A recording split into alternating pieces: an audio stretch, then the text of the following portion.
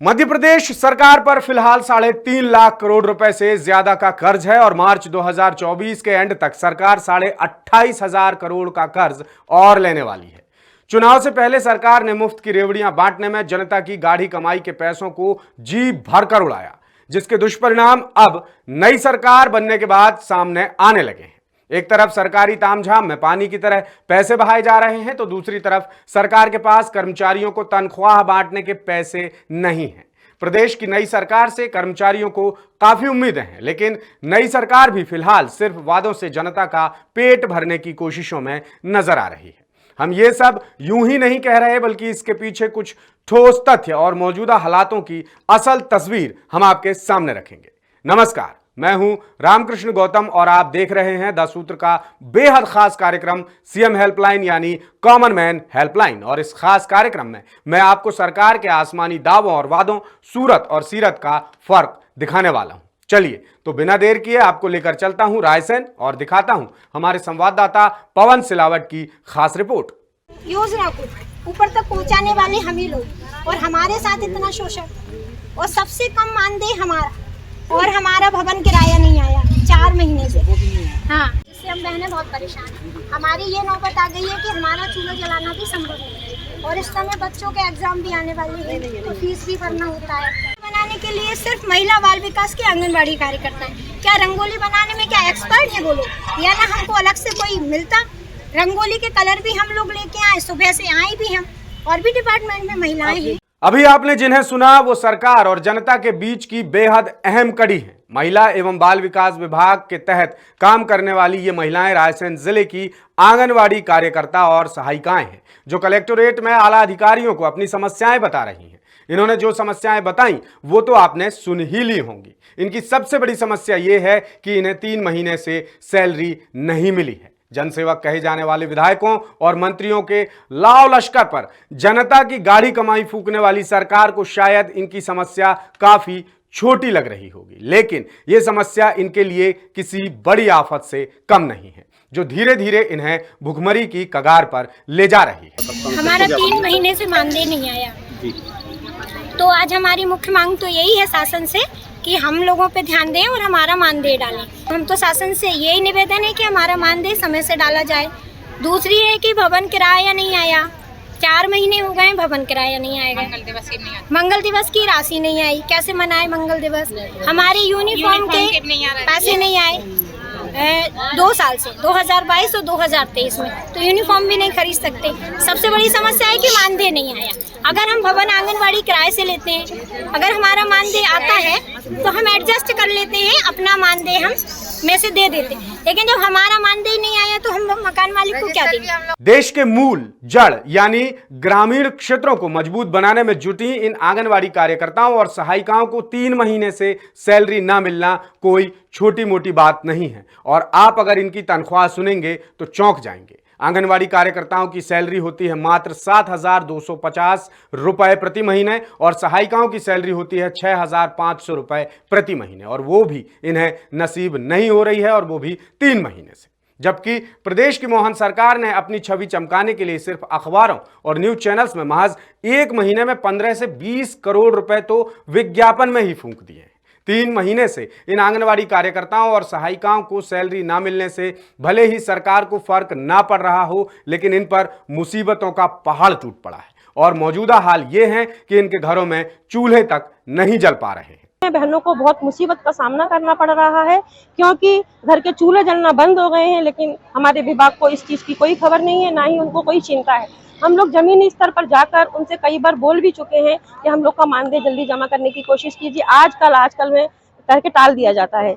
इसलिए आज हम लोग सांकेतिक धरना दे रहे हैं। ये तमाम कार्यकर्ता और सहायिकाएं सैलरी ना मिलने से बेहद परेशान हैं, क्योंकि वैसे भी इतनी सैलरी में आजकल गुजारा होता कहां है, और अब उनके सामने घर चलाने और बच्चों की स्कूल फीस जैसे जरूरी खर्चों के लिए पैसे नहीं हैं। और रायसेन जिले की ये आंगनवाड़ी कार्यकर्ता और सहायिकाएं तो बानगी भर हैं। कमोवेश पूरे प्रदेश में यही हाल है, जिसे लेकर पूर्व मुख्यमंत्री कमलनाथ ने सरकार पर निशाना साधा है। उन्होंने सोशल मीडिया प्लेटफॉर्म एक्स पर पोस्ट किया कि प्रदेश के 35 जिलों में कार्यरत 60,000 से ज्यादा आंगनवाड़ी कार्यकर्ताओं और सहायिकाओं को बीते 3 महीने से मानदेय नहीं मिलना शर्म की बात है। एक तरफ केंद्र सरकार बजट में आंगनवाड़ी कार्यकर्ताओं और सहायिकाओं के लिए बड़ी बड़ी बातें कर रही है, तो दूसरी तरफ प्रदेश में उन्हें उनके बुनियादी अधिकार तक नहीं दिया जा रहा है। कमलनाथ ने सवाल उठाए कि आखिर मुख्यमंत्री डॉक्टर मोहन यादव इन लोगों के साथ इस तरह का उपेक्षापूर्ण और सौतेला व्यवहार क्यों कर रही है, जबकि मुख्यमंत्री बार बार चिल्लाकर कह रहे हैं कि प्रदेश में बजट की कोई कमी नहीं है। तो फिर मानदेय ना देने की और क्या वजह हो सकती है? कमलनाथ ने मांग की है कि सभी आंगनवाड़ी कार्यकर्ताओं और सहायिकाओं को तत्काल उनका हक दिया जाए, उन्हें उनकी सैलरी दी जाए। दरअसल महिला एवं बाल विकास विभाग में बजट की कमी के चलते आंगनवाड़ी कार्यकर्ता और सहायिकाओं की सैलरी रुकी हुई है, जबकि विभाग का बजट 14,686 करोड़ रुपए है, जो वित्त विभाग, स्वास्थ्य विभाग और मुख्यमंत्री के विभागों समेत नगरीय प्रशासन विभाग, पंचायत एवं ग्रामीण विकास विभाग के बाद सबसे ज्यादा है। आंगनवाड़ी कार्यकर्ताओं और सहायिकाओं के अलावा सुपरवाइजर्स और बाल विकास परियोजना अधिकारियों को भी 2 महीने से सैलरी नहीं मिली है और इसकी वजह विभाग में बजट की कमी बताई जा रही है। वहीं विभाग के जिस मद में पैसा रखा है उससे वेतन देने के लिए वित्त विभाग ने कैबिनेट से मंजूरी के लिए पत्र लिखा है। विभाग का कहना है कि सैलरी देने की प्रोसेस चल रही है और जल्द ही सभी को भुगतान दे दिया जाएगा। लेकिन सवाल यह है कि सरकार की हीला हवाली और गफलत का दुष्परिणाम आखिर आंगनवाड़ी कर्मचारी क्यों भुगत रहे हैं? इनका कहना है कि 1 महीने की सैलरी रुकी होती तो जैसे तैसे एडजस्ट कर लेते, लेकिन 3 महीने से पैसे नहीं मिले और ये तमाम कर्मचारी सिर्फ और सिर्फ सैलरी पर ही निर्भर हैं। ऐसे में अब उनका घर चला पाना बहुत बहुत बहुत मुश्किल हो गया है। हम आंगनवाड़ी कार्यकर्ता हैं तो इसी पे डिपेंड है ना, और हमारा सरकार ने 3 महीने से मानदेय नहीं दिया। 1 महीना होता तो बन जाता, 3 महीने तक अगर हमको पैसा ना मिले तो हमारा घर चलाना कितना मुश्किल है। हमारे बच्चों की अभी इस समय बच्चों के एग्जाम आने वाले हैं, कई लोगों को बच्चों की फीस भरना है, अगर वो फीस नहीं भरेंगे तो बच्चे एग्जाम से वंचित रह जाएंगे। कई बच्चे बीमार हैं, उनका इलाज नहीं करा पा रहे हैं। जब हम आंगनबाड़ी जो है किराए के मकानों में लगा रहे हैं, हमारा मानदेय नहीं आ पा रहा, तो हम कभी ऐसा होता था कि भवन किराया नहीं आया तो चलो अपने मानदेय में से दे दिया, लेकिन हमारे ही मानदेय नहीं आ रहा तो हम भवन किराया कहाँ से देंगे? और कोई भी मकान मालिक के 4-5 महीने रहेगा कि आप किराया नहीं दे और आंगनबाड़ी लगा ले। अब वो इतना फोर्स कर रहे हैं कि आंगनबाड़ी खाली करो, हम कहाँ से करेंगे? इन आंगनवाड़ी कर्मचारियों की परेशानी, हताशा और निराशा साफ तौर पर इनके चेहरे पर झलक रही है और सरकार है कि अंधी, बहरी और गूंगी बनी हुई है, जिससे अब इन कर्मचारियों में गुस्सा भी बढ़ता जा रहा है। इनका कहना है कि सरकार चाहे किसी भी पार्टी की रही हो, आंगनवाड़ी कर्मचारियों के साथ हमेशा से अन्याय होता आया है, जबकि सरकार का कोई भी काम हो इन्हीं से कराया जाता है। सरकारी योजनाओं का प्रचार प्रसार, स्वास्थ्य संबंधी गतिविधियां, ग्राम पंचायत, नगर परिषद या नगर पालिका के काम, राजनीतिक रैलियों या दूसरे सरकारी कार्यक्रमों में महिलाओं या बाकी लोगों को जोड़ना और ऐसे ना जाने कितने काम होते हैं जो आंगनवाड़ी कर्मचारियों के जिम्मे ही होते हैं। इसके बावजूद सरकारों की अनदेखी काफी खलती है। बहरहाल लगातार उपेक्षा झेल रहे ये कर्मचारी अब आर पार की लड़ाई के मूड में आ चुके हैं। अब देखना यह होगा कि सरकार कब तक इनकी गुहार सुनती है। ये तो हुई आंगनवाड़ी कर्मचारियों की समस्या। अब इसी तरह रायसेन नगर पालिका के कर्मचारी भी सैलरी ना मिलने से परेशान हैं। इन्हें भी 3 महीने से सैलरी नहीं मिली है। बार बार शिकायत, आवेदन और निवेदन करने के बाद भी इनकी समस्या का समाधान अब तक नहीं हो सका है। नगर पालिका प्रशासन बजट ना होने की बात कहकर कर्मचारियों को टाल रहा है, जबकि ये कर्मचारी रोजाना टाइम पर अपनी जिम्मेदारी पूरी कर रहे हैं। जनता की समस्याओं का ध्यान रखकर ये अपना काम भी नहीं रोक रहे हैं। इनका कहना है कि इनकी हालत मजदूरों से भी बदतर हो चुकी है और अब घर चलाना भी बेहद मुश्किल हो रहा है। हमारे 3 महीने से कर्मचारियों को वेतन नहीं मिला है और हम बराबर जो है वसूली भी कर रहे हैं।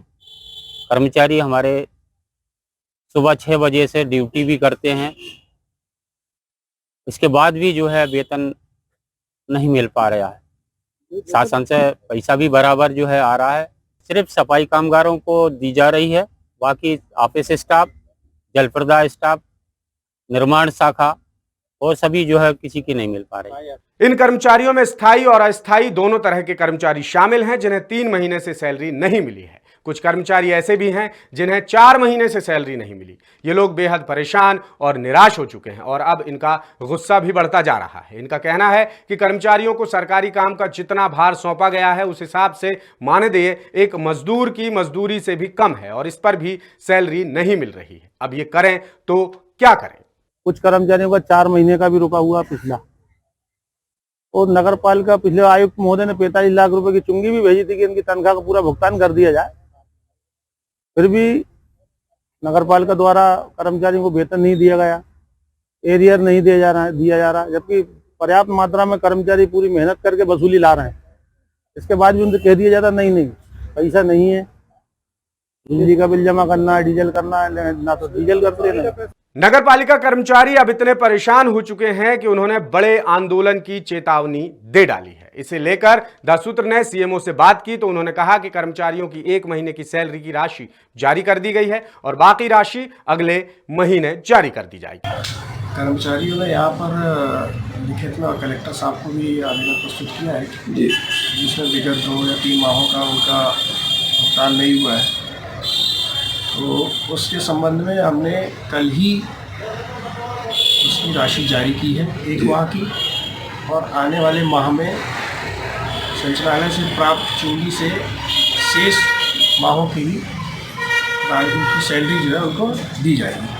चलिए मान लेते हैं कि राशि जारी हो चुकी है और बाकी राशि भी जल्द ही मिल जाएगी, लेकिन सवाल यह है कि जनता को सरकार से जोड़ने वाली इन महत्वपूर्ण कड़ियों के रूप में काम करने वाले इन कर्मचारियों को ही तमाम परेशानियां क्यों झेलनी पड़ती है? सरकार और सरकारी सिस्टम पहले से ही तमाम व्यवस्थाएं दुरुस्त क्यों नहीं करती? चुनाव से पहले सरकारें बड़े बड़े दावे और वादे करती हैं, अरबों खरबों रुपयों की योजनाएं लॉन्च करती हैं, मुफ्त की रेवड़ियां बांटती हैं, फिर भी ये सरकारी सिस्टम बदलने का नाम नहीं लेता। आखिर कब बदलेगा ये ढर्रा? कब मिलेगा ऐसे कर्मचारियों को न्याय? ऐसे कई ज्वलंत सवाल हैं जिनका जवाब आम जनता को सरकार से सिर्फ 1 दिन नहीं बल्कि पूरे 365 दिन पूछने चाहिए। इसीलिए द सूत्र अक्सर कहता है कि सिर्फ 1 दिन के वोटर नहीं बल्कि 365 दिन के जागरूक नागरिक बनिए। जागरूक होकर सरकार और सरकारी सिस्टम से सवाल पूछिए, क्योंकि जब तक आप और हम सवाल नहीं उठाएंगे ये सिस्टम नहीं बदलेगा। एक जिम्मेदार मीडिया हाउस होने के नाते द सूत्र लगातार जनता की परेशानियों को लेकर सिस्टम और सत्ता से सवाल पूछता रहा है और पूछता रहेगा। अगर आपके गांव, कस्बे या शहर में भी हैं ऐसी समस्याएं और शिकायत करने के बाद भी नहीं हो रही सुनवाई, तो आप द सूत्र की सीएम हेल्पलाइन यानी कॉमन मैन हेल्पलाइन पर बेझिझक संपर्क कर सकते हैं। आप हमारे जिस भी डिजिटल मीडिया प्लेटफॉर्म यानी फेसबुक, यूट्यूब या ट्विटर पर यह एपिसोड देख रहे हैं, उसी प्लेटफॉर्म के कमेंट बॉक्स में जाकर द सूत्र को टैग करें और अपनी समस्या बताएं। समस्या के साथ अपना नाम, पता और मोबाइल नंबर जरूर लिखें। हम खुद आपसे संपर्क करेंगे। तो अगली बार फिर किसी मुद्दे को लेकर आपसे करूंगा मुलाकात। तब तक के लिए मुझे दीजिए इजाजत। नमस्कार, शुभ रात्रि।